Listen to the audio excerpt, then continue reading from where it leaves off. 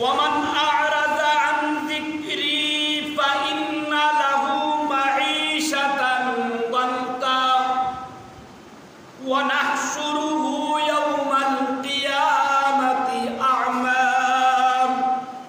আল্লাহ পাক রব্বুল আলামিন বলেন, বান্দার গুনার কারণে আল্লাহ পাক রব্বুল আলামিন বান্দার গুনার কারণে রিজিকের মধ্যে বরকত চলে যায়, বান্দার গুনার কারণে রিজিকের মধ্যে বরকত উঠে যায়।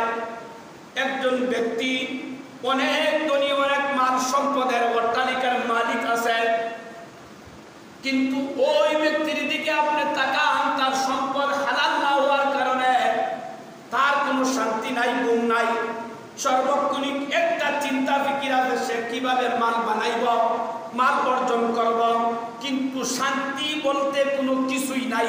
শান্তি বলতে তার অন্তরের মধ্যে কোনো কিছু নাই। কেন শান্তি নাই?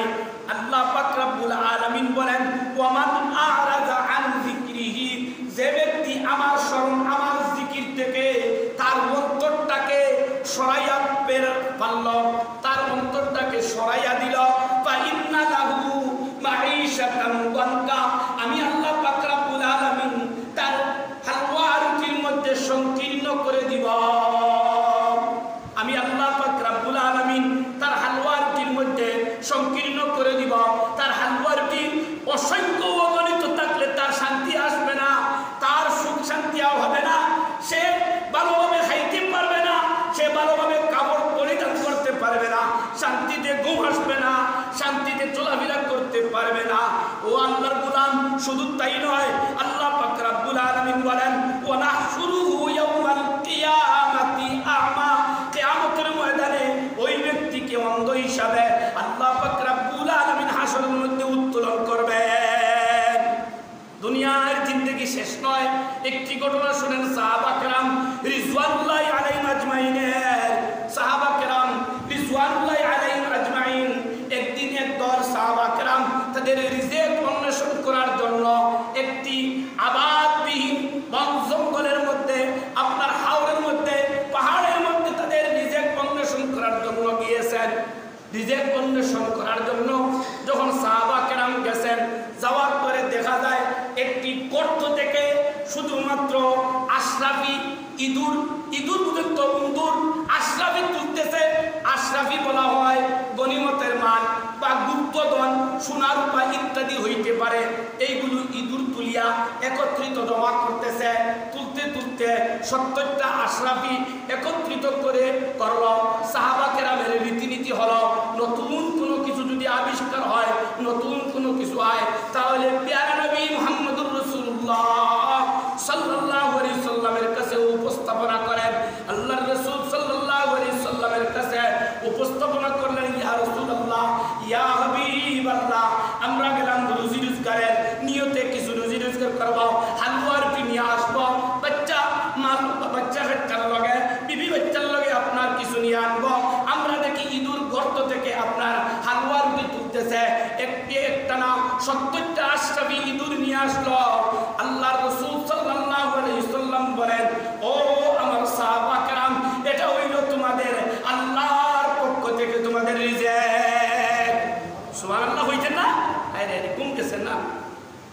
এটা হইল তোমাদের আল্লাহর পক্ষ থেকে রিজিক। ও আল্লাহর গোলাম, আমরা আজকে চাইয়া দেখি, আপনি আমি সারাটা মাস, সারাটা বছর, সারাটা জিন্দেগি যখন রুজি রোজগার করায়, হালুয়া রুটি জমাই, তখন এক মাসের হালুয়া রুটি যখন জমাই, সাহাবা কেরামদেরকে ইঁদুরে খানি দিছে, আর আমাদের এক মাসের খাদ্য ইঁদুরে গর্তের মধ্যে নিয়ে যায়। আমরা কারেন্ট বিল দিতে হয়, পানির বিল দিতে হয়, আরো কতটার বিল দিতে হয়। আপনার বিয়া শাদী কোনো আপনার অনুষ্ঠান লাগলে অযথা কাজের মধ্যে আপনার আমার জিন্দেগির সময় ব্যয় করি, সকালের সময় ব্যয় করি খেলা দেখার জন্য, আরো বিভিন্ন রকমের অনুষ্ঠানে আপনার আমার লক্ষ লক্ষ টাকা ব্যয় করি। এই ব্যয় করার কারণে আল্লাহ পাক রব্বুল আলামিন বলেন, গোলাম তুমি যখন হারাম কাজের মধ্যে লিপ্ত হবাই, তুমি যখন হারাম কাজের দিকে দাবিত হইবাই, আমি আল্লাহ পাক রব্বুল আলামিন তোমার রিজিকের মধ্যে আমি আল্লাহ পাক রব্বুল আলামিন কমাইয়া দিব। তোমার রিজিকের হালুয়া রুটি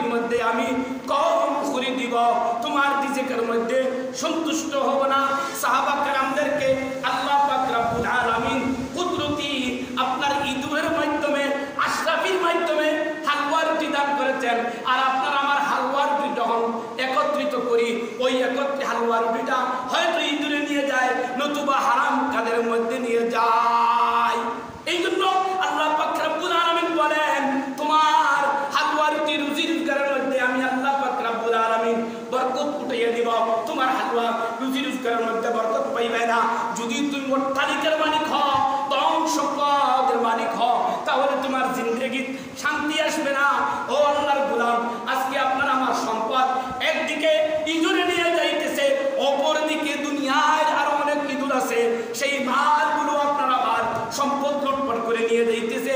নিয়ে যান যারা এই সম্পদের মালিক, অট্টালিকার মালিক, একটু চক্ষু বন্ধ করে দেখেন না, তাদেরকে একটু ফোন করে দেখেন, বলে ভাই আপনার ঘুম কেমন আসে, ভাই আপনার চিন্তা কেমন, আপনার কেমন শান্তিতে আপনি চলাফেরা করতেছেন, আপনার কি বডিগার্ড লাগে, আপনার কি চলাফেরা করতে কোনো অসুবিধা হয়, তাদেরকে জিজ্ঞাসা করে দেখেন। আপনার আত্মীয়র মধ্যে যদি এরকম ধনাঢ্য কোনো ব্যক্তি হয় তাহলে জিজ্ঞাসা করে দেখবেন, উনি বলবো ভাই আমার একটা সেকেন্ড ঘুম আসে না, রাত্রে হলে চিন্তা হয় কিভাবে কোন আপনার সন্ত্রাসরা জানি উঠিয়া আমার উপরে আক্রমণ করে কি জানি, আর দিনের বেলা চলতে আপনার আমার ভয় লাগে, গাড়ির মধ্যে কোনো ব্রাশ ফায়ার করে মারে। কিন্তু সাহাবা কেরাম হযরত ওমর রাদিয়াল্লাহু তাআলা থেকে নিয়ে সমস্ত সাহাবা কেরাম নবী আলাইহিস সালাতু ওয়াস সালামের জিন্দেগির দিকে তাকাই, উলামায়ে কেরামের জিন্দেগির দিকে তাকাই, তাদের কোনো আপনার সুপার পাওয়ার লাগে না, কোনো বডিগার্ড লাগে না, যেমন ইচ্ছা তেমন চলাফেরা করতেছে। আল্লাহ পাক রব্বুল